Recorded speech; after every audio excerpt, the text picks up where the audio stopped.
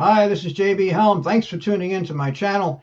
Last week I posted a video about an unusual situation with songs in 1955 where two songs came out that sounded very similar, one by Bo Diddley and one by Muddy Waters, and they both came out in 1955. This is another oddity. Now, this is Chuck Berry. If I said to you, what song do you think was Chuck Berry's biggest hit of his career? A lot of people are going to say Johnny B. Good. Johnny B. Good, legendary song, influential rock and roll song, been recorded by like 400 people at least. A lot of people, of course, thousands of people probably played it live.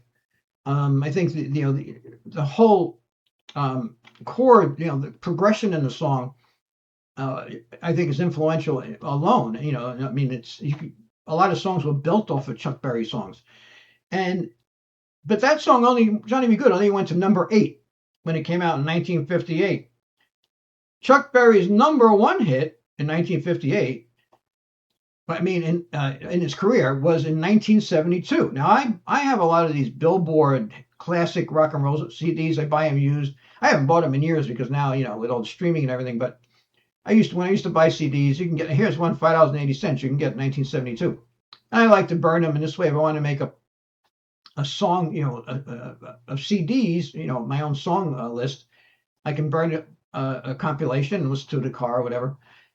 So we were listening, my wife and I were listening to this recently in the backyard on our back deck, and number 4 comes on 1972, and it's this song right here, performed by Chuck Berry live. It's actually recorded live with children in the audience, and it's written by Dave Bartholomew. Now, this song, as you can see here, here's the lyrics. It was number one, his only number one hit. It was number one in England. It was number one in the United States. I think it was like number one in 3 different countries, I remember reading. His only number one hit, didn't write it. And it was actually banned in some cities, banned in some states, banned in some countries. And many radio stations wouldn't play this song, yet it went to number one in 1972, his only number one hit. It's about what you think it's about. If you look at the words here, I don't even want to read them.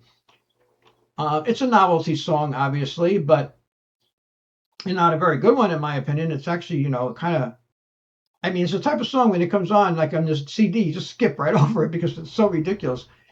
But hard to believe that one of the greatest songs ever written, Johnny B. Good, only went to number 8.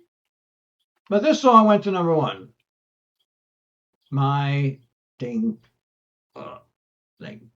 Wow. Another oddity of hit song. It's funny too, because if you look at the history of songs that were number 1, that were played on the radio like in the 50s, 60s, a lot of them aren't that good, really.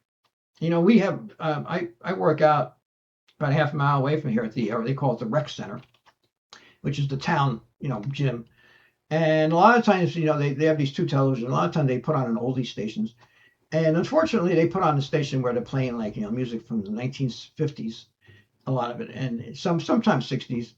But a lot of the songs that come on, are really terrible songs. I mean, in my opinion, and I like a lot of oldies. But I would say for every oldie that comes on that's good, there's at least one that's really bad song. But anyway, that's another interesting oddity about hit songs. And this one is from 1972. Thanks for tuning in. This is JB Helm.